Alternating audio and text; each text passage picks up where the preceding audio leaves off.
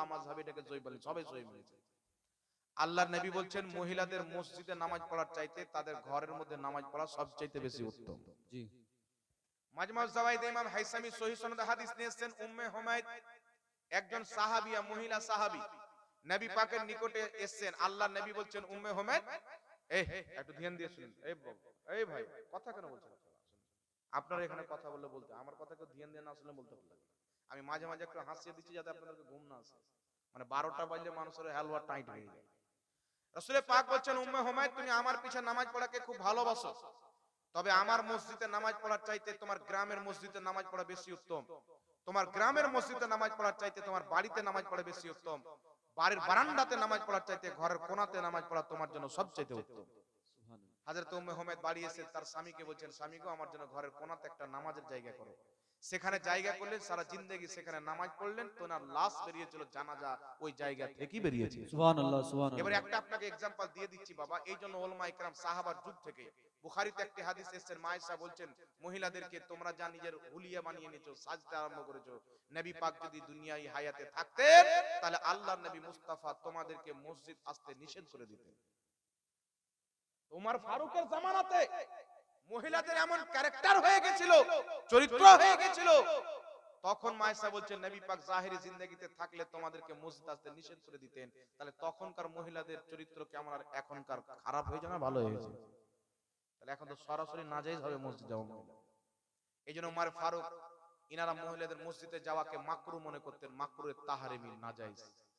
এইজন্য পৃথিবীর মুসলমান বিশ্ববিখ্যাত সাহাবী আব্দুল্লাহ ইবনে উমর, আব্দুল্লাহ ইবনে আব্বাস, যারা সাহাবীদের মধ্যে সবচেয়ে বেশি জ্ঞানী, কোরআন হাদিস বুঝতেন, কোন মহিলা যদি মসজিদে নামাজ পড়তে যেতেন ইনারা পাথর চালিয়ে মারতেন, ভাগ এখান থেকে, তাড়িয়ে তাড়িয়ে মারতেন। এইজন্য উলামা ইকরাম, মুহাদ্দিসিন ইকরাম, সাহাবা সহ সবাই মহিলাদের ঈদের নামাজ পড়তে যাওয়া, মসজিদে নামাজ পড়তে যাওয়াকে মাকরু মনে করেছেন, মাকরুয়ে তাহরিমি, নাজায়েজ। এইজন্য মহিলারা কোথায় নামাজ পড়বে? বাড়ির কোণাতে নামাজ পড়ে নাকি বেশি। আচ্ছা বলেন তো বাবা, আপনাদের গ্রামে একটা লোক চাকরি পেল, সকাল 10টা থেকে নিয়ে বিকাল 4টা পর্যন্ত অঞ্চল অফিসে ডিউটি করতে হবে, বেতন 25,000। সেম চাকরি যদি মালদাতে গিয়ে করে তাহলে বেতন 20,000, চাকরি সেম, 5,000 কম। ওই লোকটা বলছে আমি চাকরি করবার এলাকাতে আমি চাকরিজীবী, চাকরি পেয়েছি, আমি মালদাতে গিয়ে করব। তাহলে আপনাদের এলাকার লোক ওকে পাগল বলবে না চালাক বলবে? এলাকাতে সেম চাকরি, বহু বেটি নিয়ে, মা বোন নিয়ে, সব নিয়ে থাকবে, ফ্যামিলি সহ, এলাকার বন্ধু বান্ধবের সাথে, সেম চাকরি 25,000। আর মা বোন সবাইকে ছেড়ে মালদাতে গিয়ে করবে, সেম চাকরি সেম ডিউটি 20,000। আর এ গাধা মালদার 20,000 নিতে যাচ্ছে 25,000 ছেড়ে, একে পাগলা বলবেন না গাধা বলবেন? তো মহিলাদের ঘরের ভিতরে নামাজ পড়লে নেকি বেশি, তারপরও দাড়িওয়ালা জাহিল টেনে মসজিদে নিয়ে যাবে, তার মতন গাধা কেউ আছে? এই জন্য মহিলারা ঘরের কোণাতে নামাজ পড়বে। এক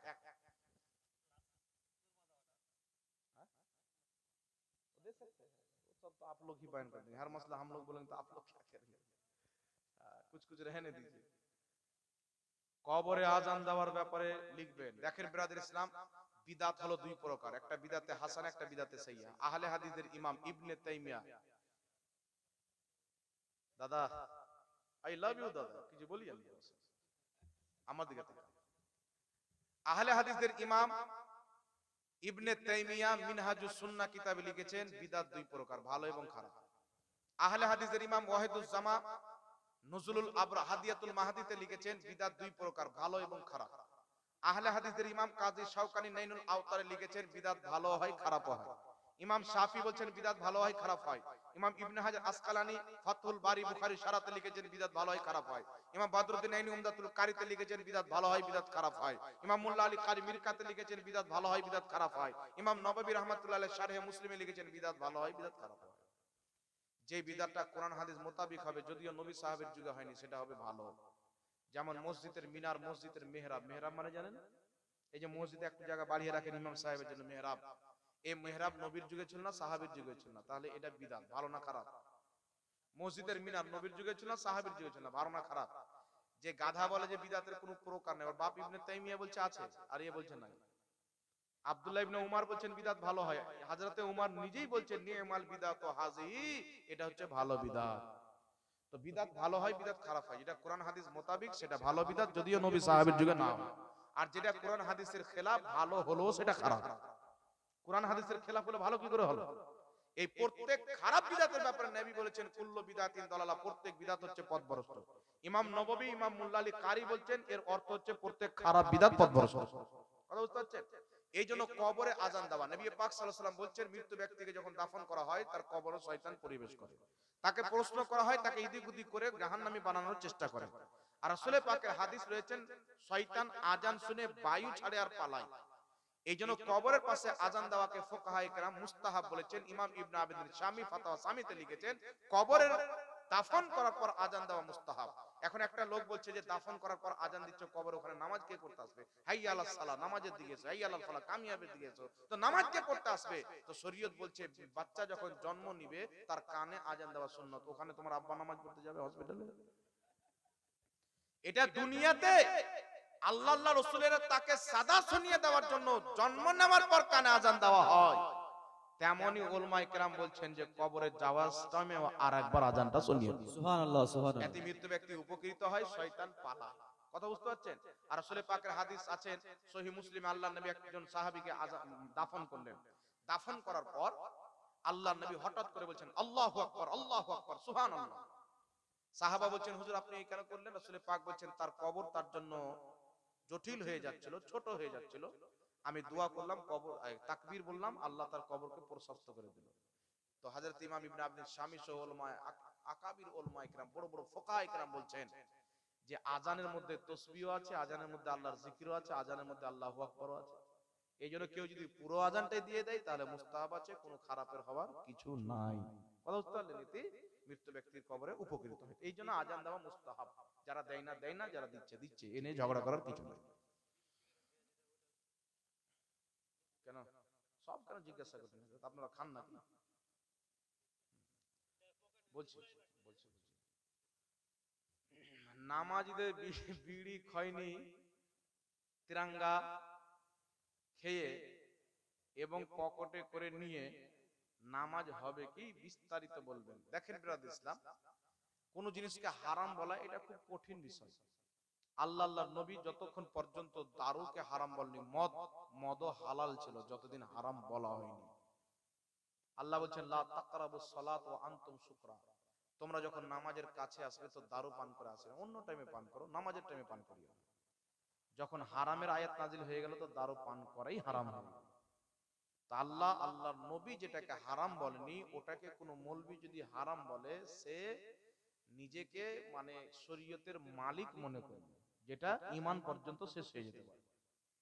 আর কোন জিনিসের প্রতি কিয়াস করে, দারুর প্রতি কিয়াস করে বিড়িকে সিগারেটকে হারাম বলা যাবে না। একজন সাহাবী তারি পান করলেন, আরেকজন সাহাবী উমর ফারুক এসে বলছেন হুজুর ও তারি পান করেছেন। উমর ফারুক রাদিয়াল্লাহু তাআলা আনহু বলছেন যে তাকে কি নেশা হয়েছে? বলছেন না। বলে তাহলে তার জন্য হারাম হবে না। একই জিনিস করার জন্য নেশা হয়ে গেছেন তার জন্য হারাম হয়ে যাবে। এইজন্য বিড়ি সিগারেট কেউ যদি প্যাকেট প্যাকেট খেয়ে নেয় তাকে কিন্তু নেশা লাগবে না, তবুও স্বাস্থ্যের পক্ষে ক্ষতি, তাই এটা খেতে উলামায়ে কেরাম নিষেধ করে আর ডাক্তার নিষেধ করে, আমিও মানা করি মানুষকে। এইজন্য এগুলো খাওয়া সরাসরি হারাম নয়, তবে না খাওয়াটাই উচিত। এতে নিয়ে কোনো খেলে যে গুনাহ হবে এর জন্য কোনো গুনাহ কোরআন হাদিসে বর্ণিত হয়নি। তবে যারা নামাজি বিড়ি খায় সিগারেট খায়, নামাজ পড়তে যাচ্ছে তবুও যদি মুখ দিয়ে ভক ভক করে বিড়ির গন্ধ বের হয় তাহলে গন্ধ নিয়ে মসজিদে ঢোকাটা মাকরুহে তাহরিমি নাজায়েজ। কথা বুঝতে পারলেন? ভালো করে মুখকে পরিষ্কার করে টরে যাবে। আর সবচাইতে বেস্ট কথা হচ্ছে ও বিড়ি সিগারেট ছেড়ে দিবে, নামাজিকে এগুলো মানায় না। কথা বুঝতে পারছেন? আল্লাহ বুঝার তৌফিক দান করুন। কিন্তু এখন কিছু মৌলবি আছে বাবা, এ মানুষকে বলে যে গুটকাখোর আর ও বেটা নিজে বিড়ি খায়। হ্যাঁ, সব এদের জন্ম কুণ্ডলি পর্যন্ত আমার লাওয়া আছে, কোন হসপিটালে জন্ম নিয়েছে ওর আধার কার্ডের নাম্বারও আমার কাছে আছে। কলকাতার ভেড়া আবার খৈনি মারে আর মানুষকে বলছে যে এরা গুটকা খায়। বুঝতে পারছেন? চাঁচলে একটা এলাকা আছে, আমার সাথে কেউ গেলে আমি গিয়ে দেখিয়ে দেবো। ওখানে বড় এলাকা আছে আহলে হাদিসদের, আমাদের একটা সুন্নি মাদ্রাসা জালসায় গেলাম, তো চায়ের দোকানে বসে আমি চা খাচ্ছি বাবা, তো আহলে হাদিস মৌলবীরা এসে শুধু সাদা জর্দা নয় কালো জর্দা আর ডাঁট হাতে চুন পান, সবার মুখ মনে হচ্ছে একবারে সিলঠিয়ার লোড়া হয়ে আছে, ভাঙাও যাবে। আর এরাই আবার বলছে যে পান খাওয়া হারাম, সুন্নিরা পান খায়, আর ওদের দাঁত একবারে কালো কুত্তা হয়ে গেছে পান খেয়ে। বুঝতে পারছেন? তো এরা হলো এমন জাত মুনাফিক, মানে নিজে খাচ্ছে কোনো ব্যাপার নাই, আমাদের কোন মৌলবি যদি ওই কি বলে পান যদি খেয়ে নেয় তাহলে গুটকা করে মুখ করে টিটকারি মারবে, কিন্তু আমি আপনাকে দেখাবো ওয়াহাবি আহলে হাদিস দেওবন্দীদের কিতাব, এই যে গোপাল ভাড়াচি হলো দেওবন্দি, দেওবন্দীদের কিতাবে পায়খানা পর্যন্ত খাওয়া যায় লেখা আছে। জি, তাজকিরাতুল খালিলের মধ্যে লেখা আছে তবলিগি জামাতের প্রতিষ্ঠাতা ইলিয়াস কান্দেওয়ালির ওস্তাদ খলিল আহমদ আমবেঠির দাদি 2 বছর পর্যন্ত, তার নানি 2 বছর পর্যন্ত বিছানায় পড়ে আছে। তাজকিরাতুল খালিল দেওবন্দের ছাপ 96 পৃষ্ঠা, আমার কাছে কিতাব আছে। লিখতেছেন 2 বছর পর মওত হয়ে গেল, তো ধোবি ডাকা হলো যে নোংরাগুলো বের করো, অতি পেশাব পায়খানা করেছে। তো ধোবি এসে যখন নোংরা বের করছে তো বদবু কি জায়গা মে খুশবু থি, মানে দুর্গন্ধর জায়গাতে একবারে খুশবু ছুটছে। তো মানুষ হাতে হাতে নিয়ে এক অপরকে শুঙাচ্ছে, দেখো কত খুশবু। তো ধোবিকে ধুইতে না দিয়ে বোতলে ভরে ভরে তাবারুক হিসাবে সব রেখে নিল। তাবারুক হিসাবে কেন রাখলো? সকাল সন্ধ্যা একটু করে চাকবে তাই তো রাখলো। তো ব্যাটার নিকটে গু খাওয়া যায়। আর ওদের কিতাবের মধ্যে লেখা আছে কেউ যদি মন্দিরের প্রসাদ এনে দেয় বা আরো অন্য কিছু দেয় তো খাওয়া যাবে কিনা। তো রশিদ আহমদ গাঙ্গুহি তবলিগি জামাতের প্রতিষ্ঠাতার পীর রশিদ আহমদ গাঙ্গুহি দেওবন্দীদের বড় পীর, একবারে ওদের মাথার তাজ, লিখতেছেন মন্দিরের প্রসাদ খাওয়াও ঠিক আর পাঁঠার মাংস দেয় তো ওটাও ঠিক। সরাসরি পাঁঠার মাংস লেখেনি, বলছে যে মন্দিরের প্রসাদ আরো অন্য কিছু, আরো অন্য কিছু কি হয়, পাঁঠাও তো হয়, তো পাঁঠার মাংস খাওয়া জায়েজ হবে, প্রসাদ যদি জায়েজ হয় তো। তারপরে লিখতেছেন কালো কাওয়া জাগে মারুফা, কালো কাওয়া যাকে লোক হারাম মনে করে, হারাম কাওয়া সারা দুনিয়ার লোক হারাম মনে করছে, গোটা আপনাদের ঔরঙ্গাবাদের লোক হারাম মনে করছে। এই ঔরঙ্গাবাদে কেউ এসে যদি ওই হারাম কাওয়া খায় তাহলে নেকি পাবে। এইগুলো ওদের জিনিস। আরো কি কি খায় অনেক কিছু বলার থাকলেও বলা যায় না। কাসিম নানতে রশিদ আহমদ গাঙ্গুহি খানকাতে কি খেলা করতো স্বামী স্ত্রীর মতন, ওইগুলো জিনিস গোপন থাকে। আমরা কিছু বলতে চাই না বাবা, কিন্তু আমাদের যখন টার্গেট করে তো জবাব তো দিতে হবে না। কি বলে উংলি কাটতা নেই উংলি পাকাড়তা নেই। এই জন্য এরা পায়খানা পর্যন্ত খায়। তোমার পায়খানা খাওয়া, উটের মুত গরুর মুত খাওয়ার চাইতে, কুকুর শুয়ারের জুট্টা খাওয়ার চাইতে, কুত্তির দুধ শুয়ারনির দুধ খাওয়ার চাইতে পান খাওয়া মেলেই ভালো, না কি বলে? তবে এগুলো জিনিস থেকে বেঁচে থাকবে। আমি নামাজি, কিন্তু প্রতিদিন ফজরের নামাজ কাজা করা যাবে কি? জেনে শুনে নামাজ কাজা করা হারাম, কবিরা গুনাহ। বুঝতে পারছেন? ফজরে শুয়ে আছেন, চোখ খুললো না, নামাজ কাজা হয়ে গেল, তাহলে এটাতে আপনার কোনো পাপ হবে না। জেনে শুনে আপনি নামাজ কাজা করলে আপনার গুনাহ হবে, এরকম করবেন না। আল্লাহ তৌফিক দান করুক, সকলে পড়েন আল্লাহ। আর বলবো না, অনেক কাল অনেক দূর যেতে হবে, পশ্চিম মেদিনীপুর। সকলে দোয়া করবেন আল্লাহ পাক সফর যেন কামিয়াব করেন। ওয়া মালাইনা ইল্লাল বালাগ। না আর কোনো প্রশ্ন চলবে না, আর কোনো ফ্রি ফায়ার খেলা হারাম আছে, খেলবেন না।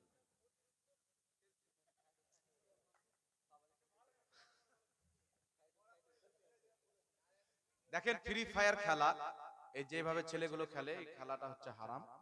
ফ্রি ফায়ার খেলা যাবে না। এখন রাস্তার কুকুর টুকুর শুতে যায়, ছেলে পেলে জেগে ফ্রি ফায়ার খেলে।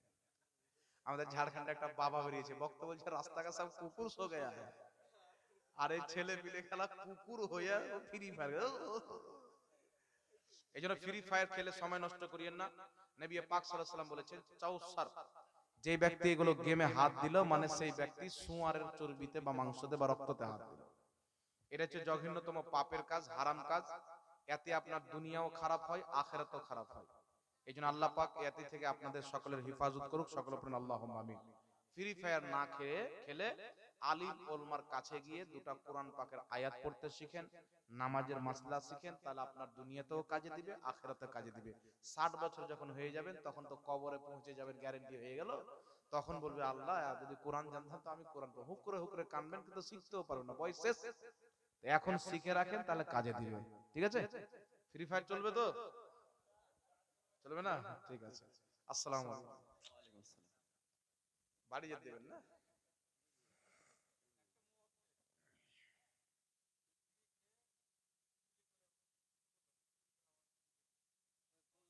বিড়ি খেলে, পান খেলে উজু ভাঙে না। কোন ব্যক্তি বিড়ি খেয়ে ফেলে ভালোভাবে পরিষ্কার করে যদি নামাজ পড়ে, এগুলো খেলে উজু ভাঙে। খেলে খাওয়া দাওয়াতে উজু ভাঙে না। যেমন ভাত খেলে ভাঙে না, তেমন বিড়ি খেলেও ভাঙে না। তবে মুখটা পরিষ্কার করে যদি নামাজ পড়াই নামাজ হয়ে যাবে, কিন্তু একটু নামাজিকে এগুলো শোভা পায় না, না কি বলেন? আল্লাহ ওকে বুঝার তৌফিক দান করুন। বলেন ইয়া নবী سلام عليك يا رسول، سلام عليك يا সালাম আলাইকা সালাওয়াতুল্লাহ ऐ नसीम में कुए जाना जब मदीने से तू आना बुए जुल्फ यार लाना दिल परीशा है सुंघाना या नबी सलाम अलैका या रसूल सलाम अलैका या हबीब सलाम अलैका सलावातुल्लाह। आपका तशरीफ लाना वक्त भी कितना सुहाना जगमगा उठा समाना हुरे गाती थी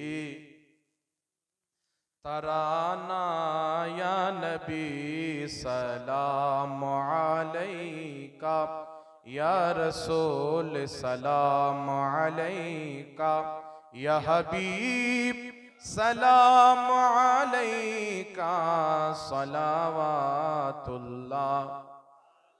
अस्सलातु वस्सलामु अलैका या रसूल अल्लाह, अस्सलातु वस्सलामु अलैका या हबीब अल्लाह, बलागल उला बि कमालिही कशफत दुजा बि जमालिही हसनत जमीउ खिसालिही सल्लु अलैहि व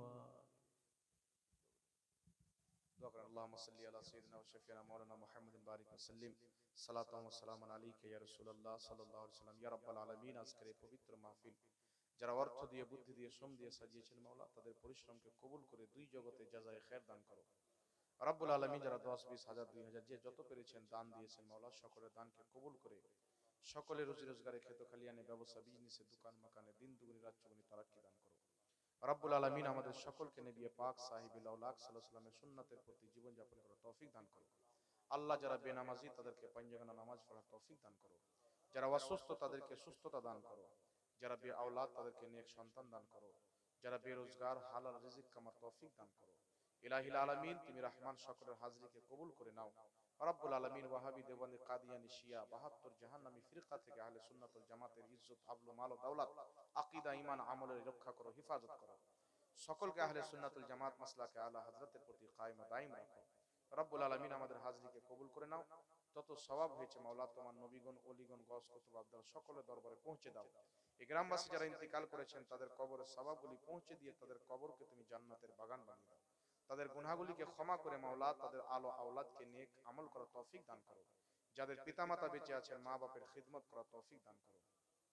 সাল্লাল্লাহু আলা নবিল উম্মি ওয়া আলিহি বারিক ওয়া সাল্লিম সালাতান ওয়া সালামান আলাইকা ইয়া রাসূলুল্লাহ সাল্লাল্লাহু তাআলা আলা মুহাম্মদ সাল্লাল্লাহু আলাইহি ওয়াসাল্লাম বিরহমাতিকা ইয়া আরহামার রাহিমিন বিহাক্ক লা ইলাহা ইল্লাল্লাহ মুহাম্মাদুর রাসূলুল্লাহ সাল্লাল্লাহু তাআলা। আসসালামু আলাইকুম।